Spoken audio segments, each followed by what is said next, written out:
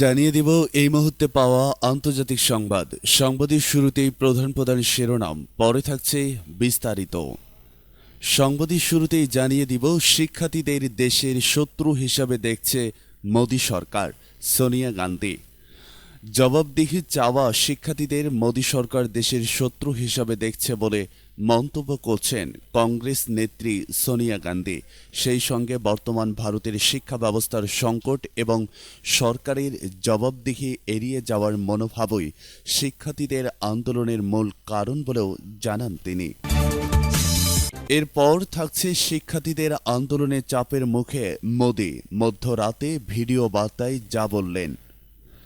দিল্লির যন্তর মন্ত্রে ককরোচ জনতা পার্টি সিজেপি চলমান বিক্ষোভের মধ্যেই বৃহস্পতিবার মধ্যরাতে সামাজিক যোগাযোগ মাধ্যমে এক ভিডিও বার্তা দিয়েছেন ভারতের প্রধানমন্ত্রী নরেন্দ্র মোদী।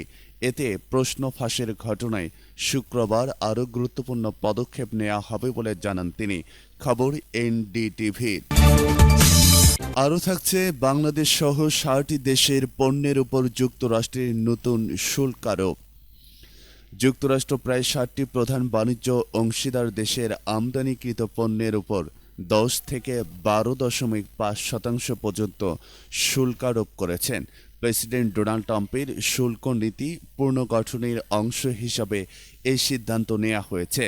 ঠিক এমন সময়ে এই সিদ্ধান্ত নেওয়া হলো যখন অস্থায়ী 10% বৈশ্বিক শুল্কের মেয়াদ শেষ হচ্ছে।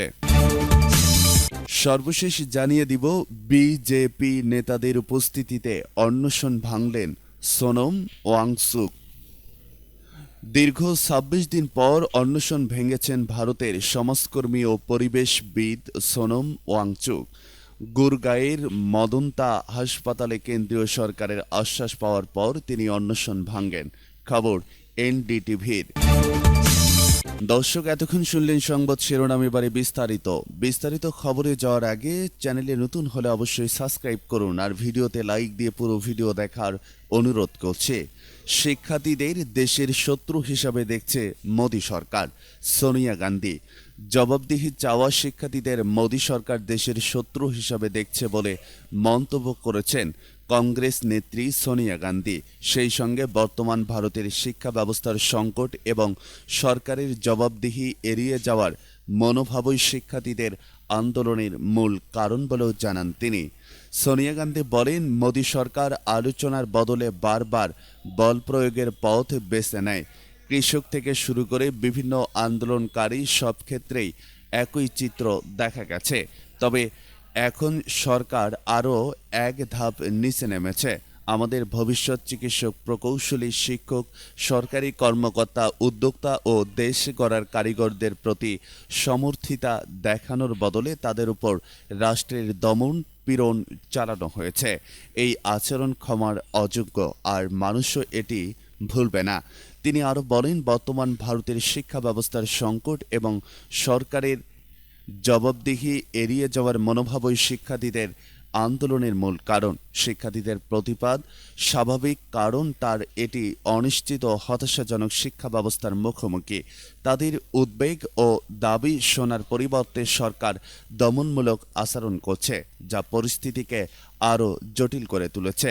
এদিকে দিল্লির যন্তর মন্তরে ককরোচ জনতা পার্টির সিজেপি চলমান বিক্ষোভের মধ্যেই বৃহস্পতিবার মধ্যরাতে সামাজিক যোগাযোগ মাধ্যমে এক ভিডিও বার্তা দিয়েছেন ভারতের প্রধানমন্ত্রী নরেন্দ্র মোদী।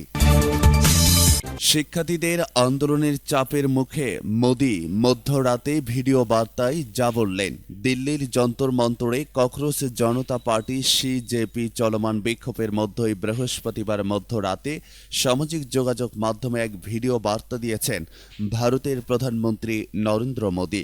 এতে প্রশ্ন ফাঁসের ঘটনায় শুক্রবার আরও গুরুত্বপূর্ণ পদক্ষেপ নেওয়া হবে বলে জানান তিনি।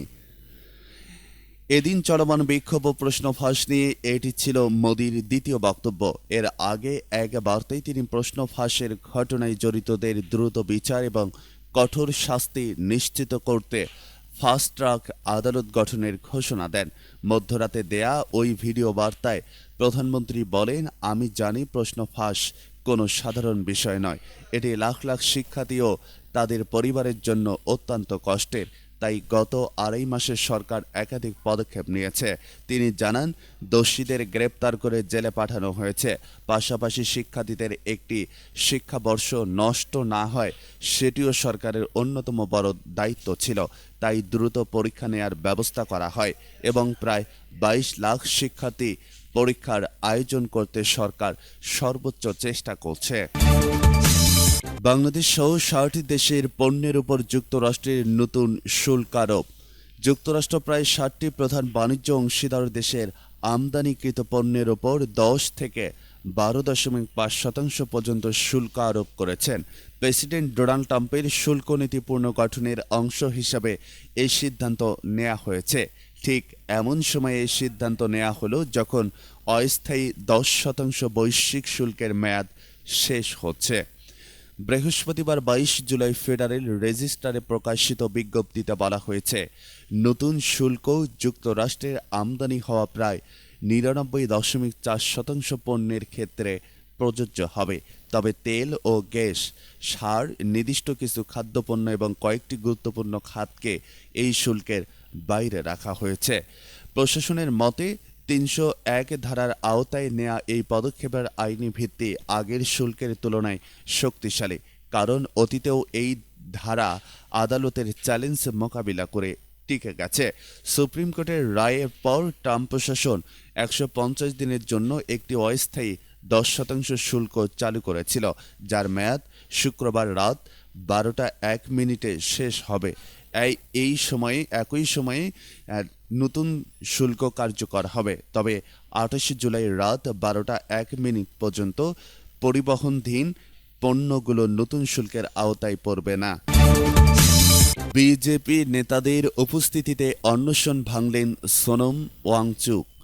দীর্ঘ 26 দিন পর অনশন ভেঙেছেন ভারতের সমাজকর্মী ও পরিবেশবিদ সোনম ওয়াংচুক। গুড়াগাঁয়ের মেদান্তা হাসপাতালে কেন্দ্রীয় সরকারের আশ্বাস পাওয়ার পর তিনি অনশন ভাঙেন। বৃহস্পতিবার দিবাগত রাতে সামাজিক যোগাযোগ মাধ্যমে এক পোস্টে ওয়াংচুক জানান, কেন্দ্রীয় মন্ত্রী জেপি নাড্ডা ও ডক্টর জিতেন্দ্র সিং, পাশাপাশি apex body of Leh Lakhdar নেতাদের উপস্থিতিতে তিনি অনশন ভেঙেছেন। তিনি বলেন, দীর্ঘ আলোচনার পর এবং দেশের সম্ভাব্য সহিংসতার আশঙ্কার কথা বিবেচনা করে আমি অনশন প্রত্যাহারের সিদ্ধান্ত নিয়েছি। তিনি আরও বলেন, কী কী শর্তে এই সিদ্ধান্ত নেওয়া হয়েছে তা বিস্তারিত ভিডিও বার্তায় জানাবো। সবাইকে শান্ত থাকার এবং কোনো ধরনের সহিংসতা এড়ানোর আহ্বান জানাচ্ছি। ওয়াংচুকে অনশন ভাঙার পর ককরোচ জনতা পার্টি সিজেপি প্রতিষ্ঠাতা অভিজিৎ দীপকেও এই সিদ্ধান্তকে স্বাগত জানান। তার আত্মত্যাগ দেশের মানুষকে নতুন করে ভাবতে বাধ্য করেছে। অন্যদিকে প্রধানমন্ত্রী নরেন্দ্র মোদী ওয়াংচুকের দ্রুত সুস্থতা কামনা করে বলেন, সোনমজি, চিকিৎসকদের পরামর্শ মেনে চলুন এবং দ্রুত আগের মতো সুস্থ হয়ে উঠুন, এটাই আমার প্রার্থনা। দর্শক, এই ছিল সর্বশেষ আপডেট। গুরুত্বপূর্ণ এই সংবাদটি কেমন লেগেছে, ভালো লাগলে অবশ্যই কমেন্ট করে আপনাদের মূল্যবান মতামতগুলো জানাবেন। আর পরবর্তী নিউজ দেখার আমন্ত্রণ জানিয়ে এখনকার মতো বিদায় নিচ্ছি। সবাই ভালো থাকবেন, সুস্থ থাকবেন। আল্লাহ হাফেজ।